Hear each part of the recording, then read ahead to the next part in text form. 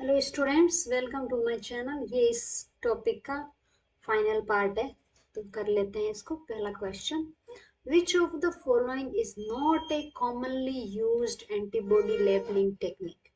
तो इसमें से कौन सी नहीं है एंटीबॉडी लेबलिंग के लिए, मतलब एंटीबॉडी को लेबल करने वाला मटेरियल इसमें से कौन सा नहीं, या टेक्निक कौन सी नहीं।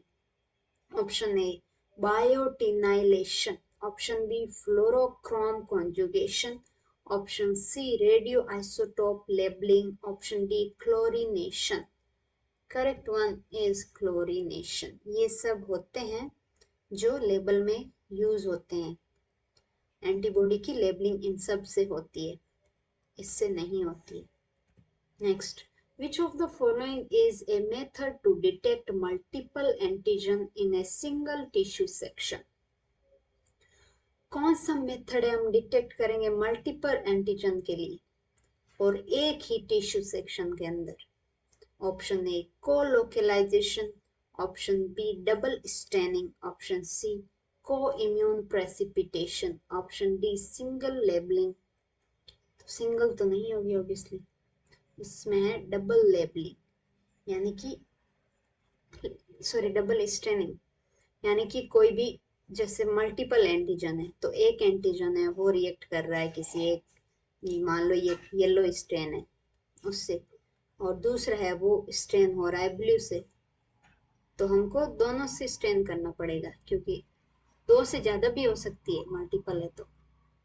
बट यहाँ पे जो ऑप्शन है उसके अंदर से करेक्ट वन है double staining. Next, what is potential drawback of using fluorescent label in immunofluorescence? जो फ्लोरोसेंस लेबलिंग का सबसे बड़ा ड्रॉबैक क्या है? Option A fluorescent dye are unstable, option B high sensitivity, option C low cost. Low cost होना कोई drawback नहीं होता है। Option D no background noise.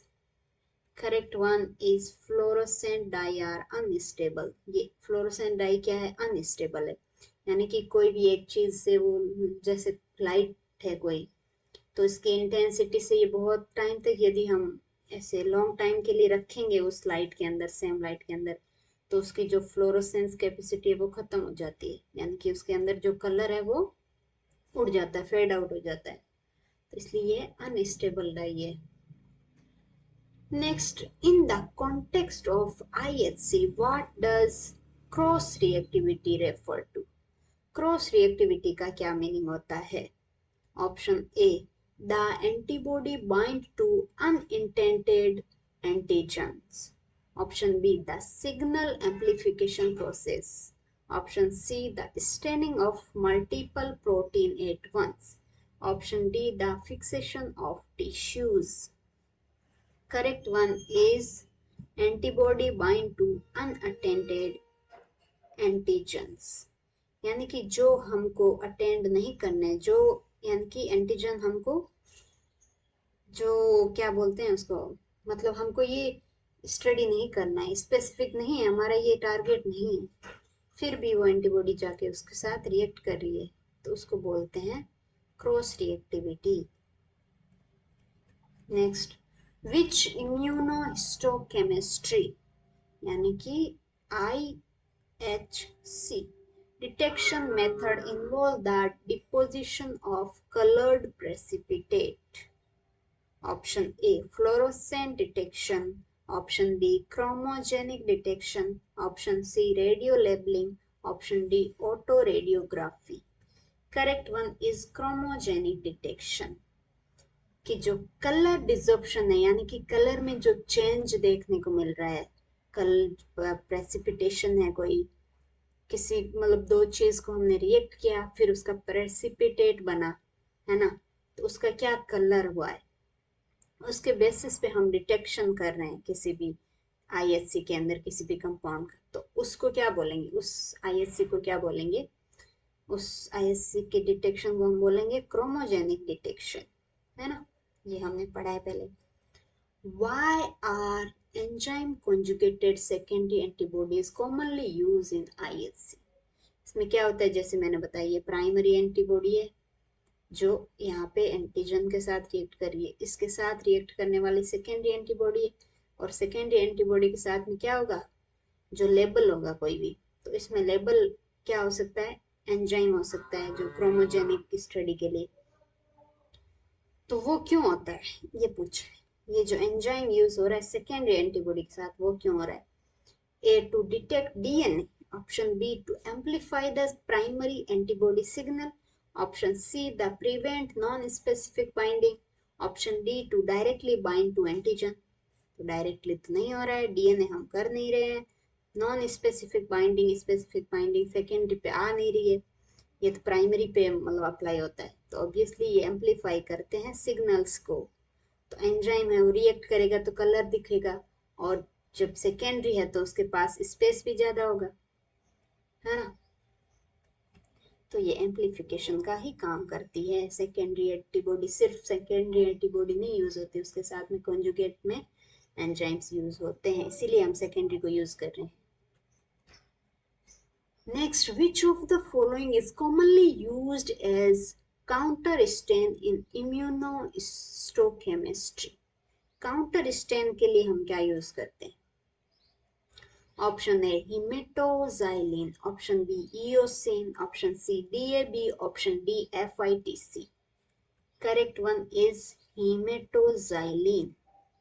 Counter staining मतलब ज्यादा स्टेनिंग होगी उसको कम करने के लिए हिमेटोजाइलिन यूज करते हैं, और ये सब क्या है, ये तो स्टेनिंग के लिए यूज हो रही है, यानी labelling. In western blotting which technique is often used to detect proteins। Protein detect करने के लिए वेस्टर्न ब्लॉट के अंदर मतलब कौन सी टेक्निक यूज होती है। Option A mass spectrometry, option B immunofluorescence, option C cryogenic detection, option D enzyme linked detection. तो ये होता है एंजाइम लिंक्ड डिटेक्शन होता है वेस्टर्न ब्लॉट के बाद, जो प्रोटीन का आगे का जो प्रोसेस होगा डिटेक्शन के लिए, उसके लिए जो टेक्निक यूज होती है वो होती है एंजाइम लिंक्ड टेक्निक, जिसमें एक एग्जांपल है ELISA. Next, which term refer to the interaction of antibody with more than one antigen। एक से ज्यादा एंटीजन के साथ रिएक्ट करने का जो प्रोसेस है एंटीबॉडी का, उसको क्या बोलेंगे। Option A antibody affinity, option B cross reactivity, option C epitope specificity, option D antigen antibody complex. Correct one is cross reactivity, यानी एक से ज्यादा के साथ रिएक्ट करना। क्रॉस में हो गया ना, एक यहाँ पर भी रिएक्ट कर रही है और यहाँ पे दूसरे से रिएक्ट कर रही है ना, यहाँ पे किसी और से भी यहाँ पे एंटीबॉडी आएगी नेक्स्ट वाली, तो ऐसे ये अलग अलग के साथ रिएक्ट कर रही है वन से ज्यादा। वरना क्या होता है, यहाँ पे एंटीजन सेम ही होता है, यहाँ पर भी सेम होता है, बट कभी कभी जब इपिटोप अलग जो मोनोक्लोनल ना होके पैराक्लोनल होगी तो वो क्रॉस रिएक्टिविटी करेगी। Next, which of the following can cause high background staining in IHC। जो बैकग्राउंड स्टेनिंग है वो हाई हो जाती है, वो कौन कॉज करता है। Option A proper blocking, option B using highly specific antibodies, option C over staining, option D proper washing steps. Obviously proper blocking होगी तो क्यों ओवर स्टेनिंग क्यों होगी। हाई हाई का मतलब क्या हो गया, ओवर हो गया ना स्टेनिंग, और इसमें बोला specific antibody, antibody specific antibody antigen से रिएक्ट करेगी, स्टेन से थोड़ी ना। प्रॉपर वॉश किया है तो फिर हाई नहीं रहेगा, तो ये ओवर स्टेनिंग की वजह से होता है, हमने ज्यादा टाइम तक स्टेन करके रख दिया, कोई भी मतलब रीजन हो सकता है, तो ओवर स्टेनिंग की वजह से बैकग्राउंड में ज्यादा स्टेनिंग दिखती है। Okay, thank you so much, ये टॉपिक हो गया कंप्लीट हमारा MCQs के लिए। अब नेक्स्ट करेंगे हम, नेक्स्ट देखते हैं किस पे करते हैं। चलो bye bye, hope you like this videos. जैसा भी लगे आप कमेंट के अंदर जरूर बताएं कि आपको कैसा लग रहा है ना, ताकि मुझे पता तो चले आगे कैसा ऐसे वीडियो बनाना है, अलग बनाना है, क्या करना है। वैसे मैं अपने आप को मॉडिफाई करती रहूंगी।